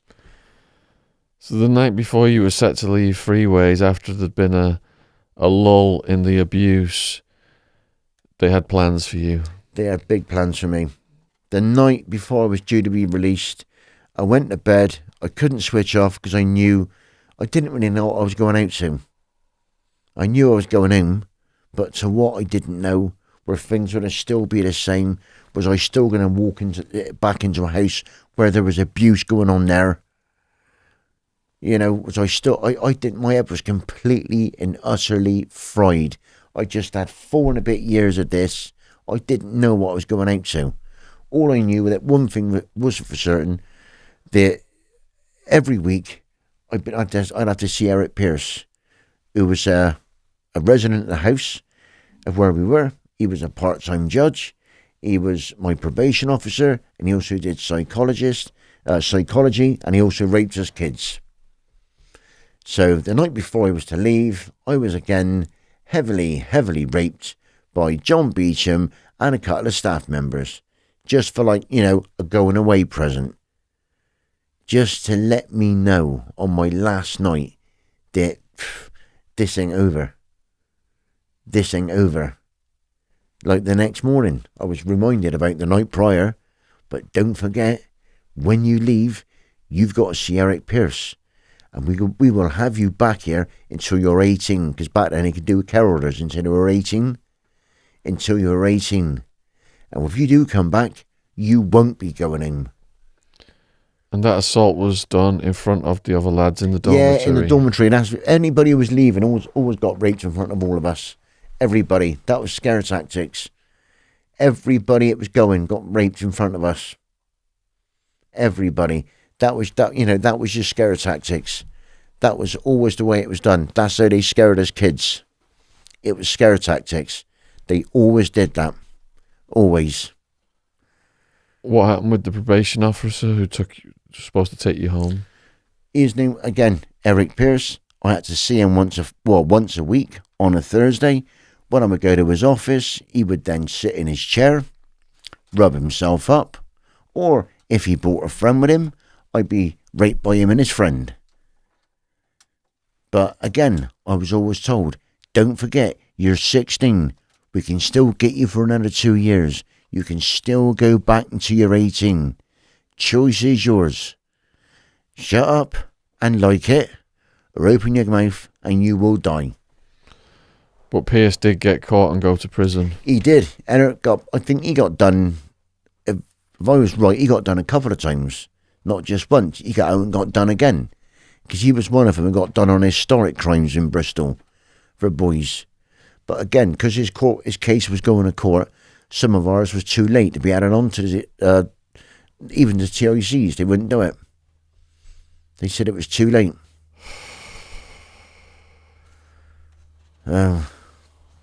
All heavy stuff, Shaun. I mean, I don't know how you got through it, man. I don't know how you're still alive or anything. It's just... That's the thing. There's days I have to look at myself now in the mirror. I mean, that's the sad thing. I can't really look at myself in the mirror, even until like today, because I hate myself for the person I see.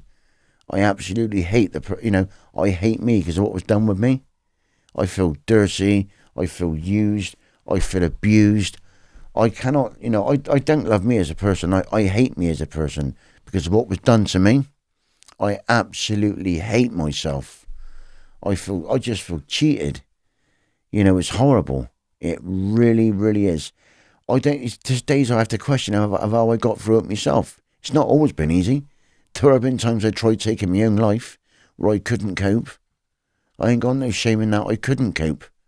Did you think about taking your own life when you were in the school? No, I didn't, because you were never left alone long enough to do it. You literally had no. You couldn't have done it there. You had no privacy.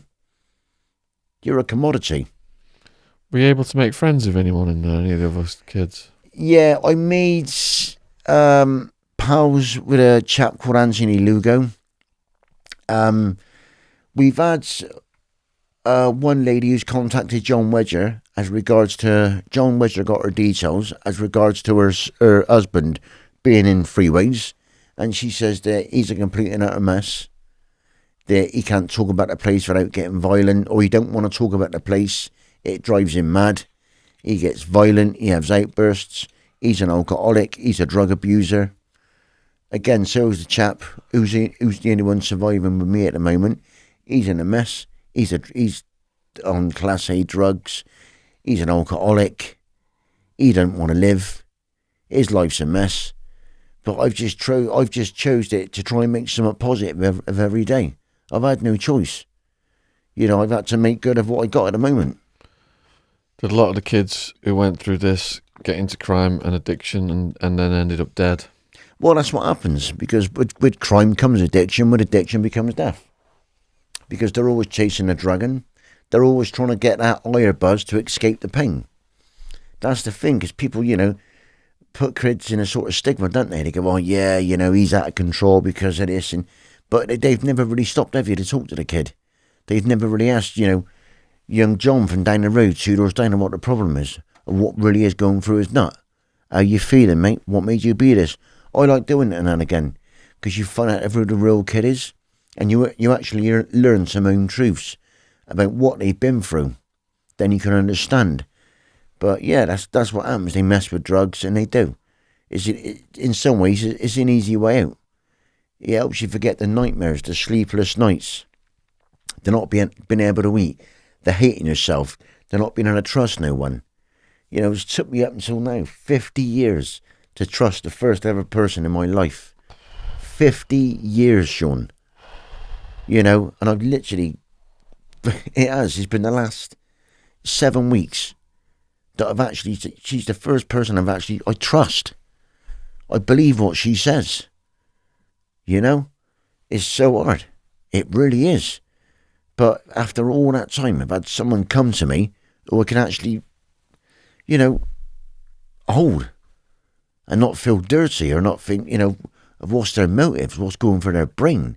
Are they a paedophile? It's took me 50 years to trust. 50 years. And, I've been for a lot in my life.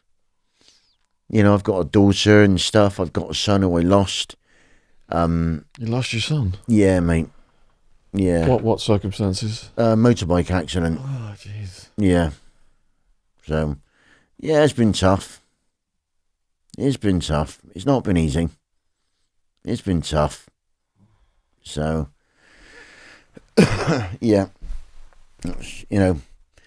But trust, after all these years, I'm not, I've got myself in, a new life now, a new reason for living.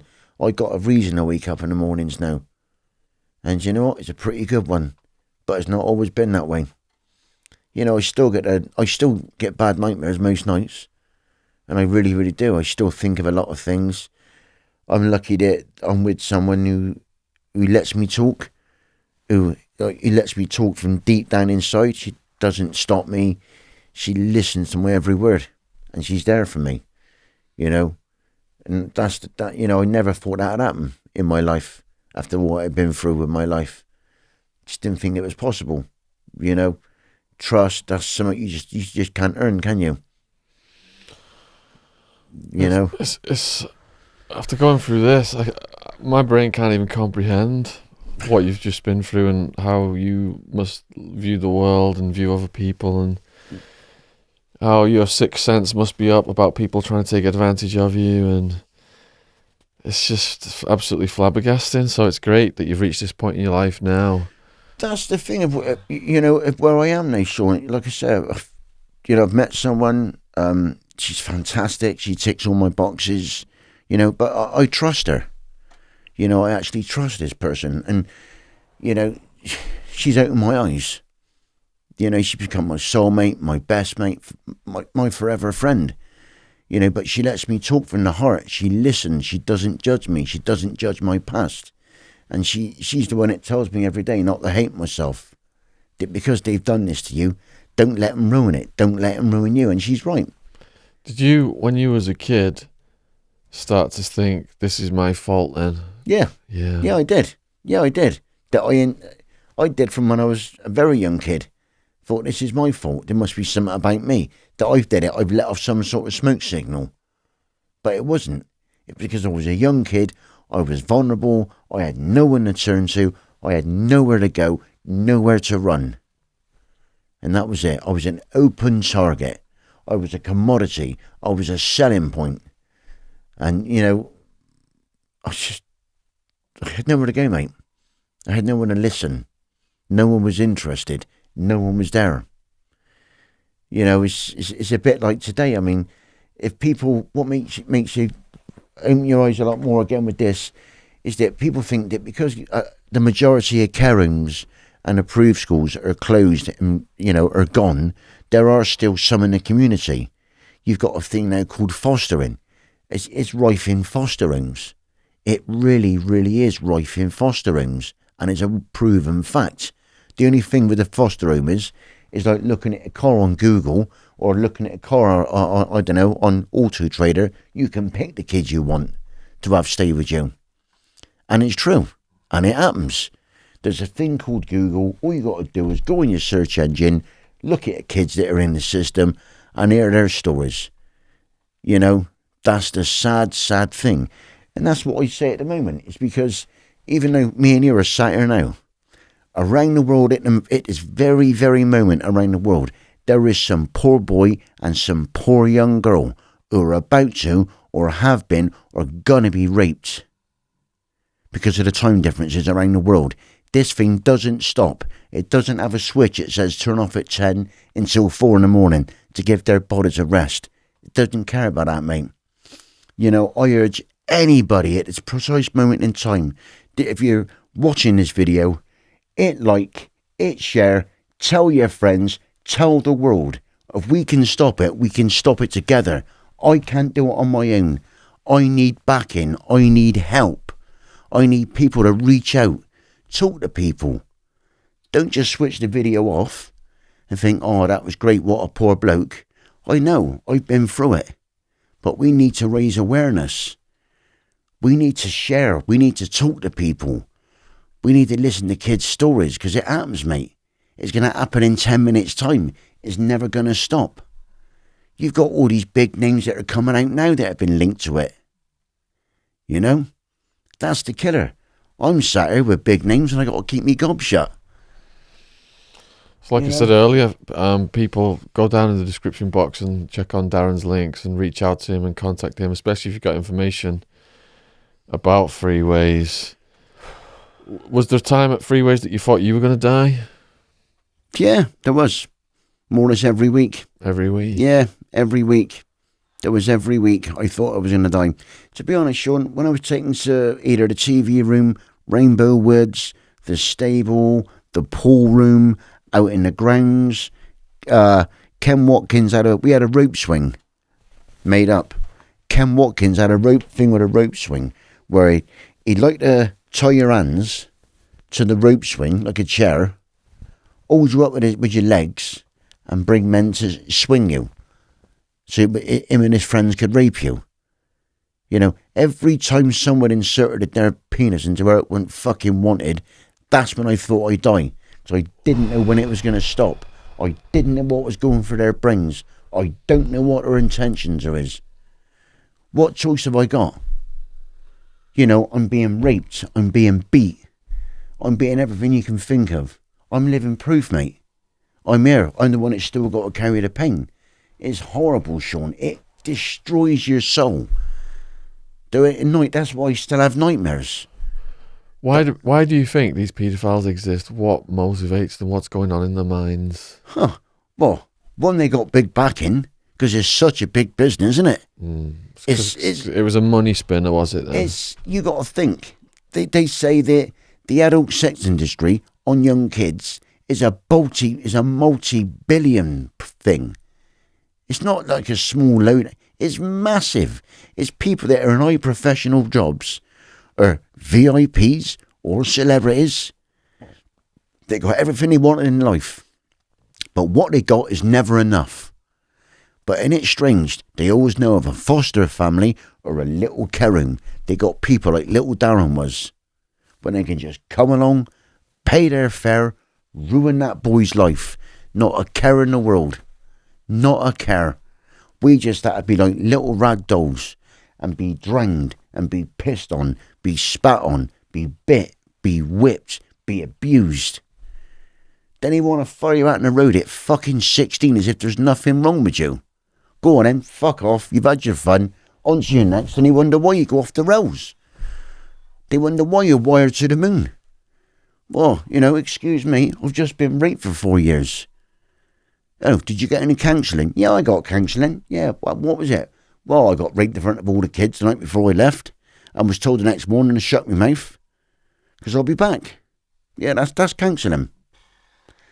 But going back to your question, Shaun, with all this paedophilia, it's because we're easy targets. People got horrible, perverted minds. They're not happy with being married with the 2 kids because they can't do it to their kids, can they? Because kids are going to go and tell Mum, Dad's doing this to me. Mum, Dad's doing that to him. So ever guess what they go and do? They go and find a poor innocent kid that hasn't got a voice, that no one gives a shit about. The kid that is taken from his family. The kid that hasn't got a choice. That's why it's such big business. And you'll be surprised, mate, of who's involved. I mean, not being funny, I can't really read or write. I'm not the cleverest of people. But I still got heart. I'm still a good man. But I still know what goes on the internet. And I can work out the news. And it ain't good stuff coming through.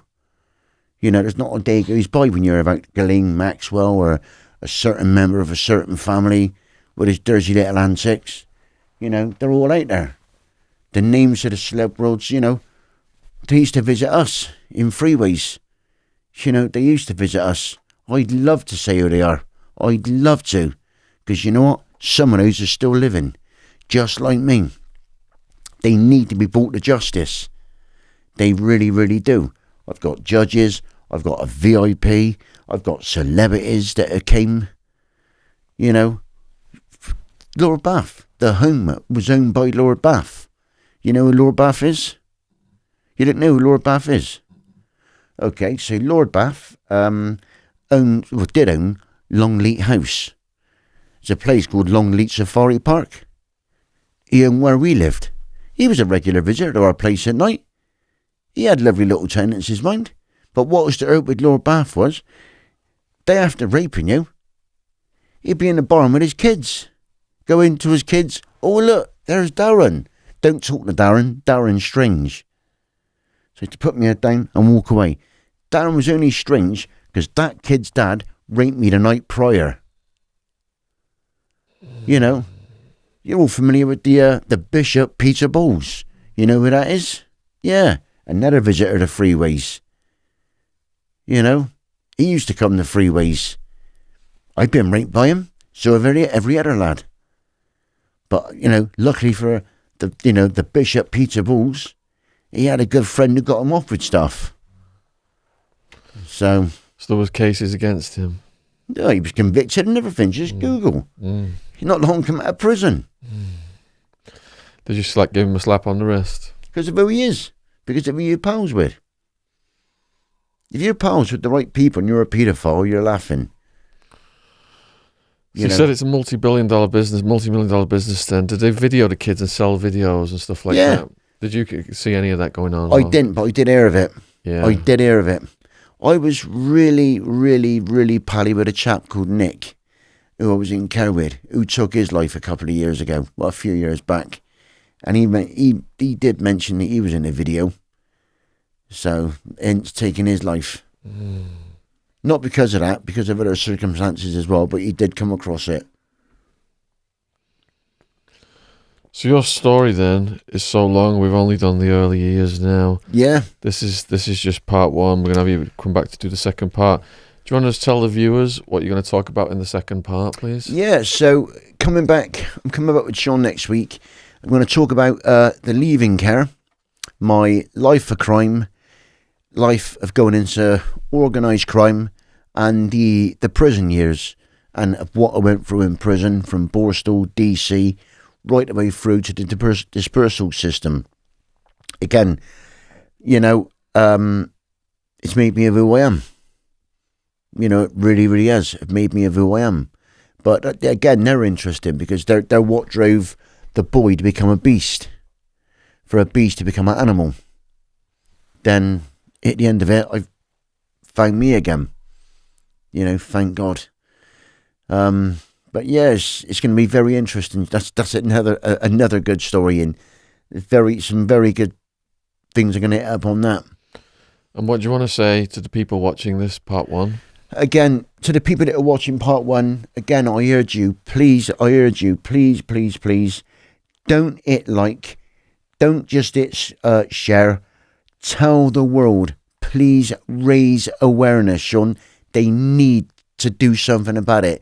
They need not to just look at my video and think, poor, like I said just now, poor bloke, been through hell, can't wait for part 2 to see the happy ending of his life as to where he is. That's not what it's about. You know, like we said, there's a boy and girl out there tonight, mate. There's a boy and girl out there now. Let's stop that. Let's stop them being raped. We'd never curve this because it's too big. It's worldwide. It's in Australia. It's in America. They've hit Europe with it. Us here in the UK, it's all over the place. It's terrible. But if we can please share my story, help me, contact me via Facebook. I'll talk to you. I'll come and meet you survivors that are in pain. I'll help you seek justice like I did. Don't suffer in silence. It's the worst thing. Don't think about taking your life. Do what I done. Grow a set and try and fight it. It's not been easy, and it's going to be hard, but I'll get there.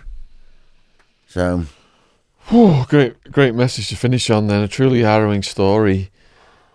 I can't even think clearly right now after hearing all that. But for people who've watched this, please put what you think of it in the comments below. If you've got questions for Darren, put them down there.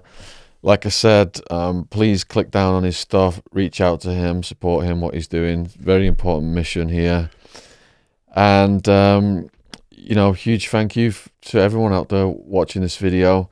Huge thank you to the people who subscribed. Subscription logo is in the bottom right hand corner. Huge thank you to people who donated so we can film in studios like this. All those links in the description box, as are links to all of our other stuff and our socials and everything else. Jesus, man, if whoever wants to hug anyone, it's you. Bloody hell, Darren. Can't believe you've been through that. sweating.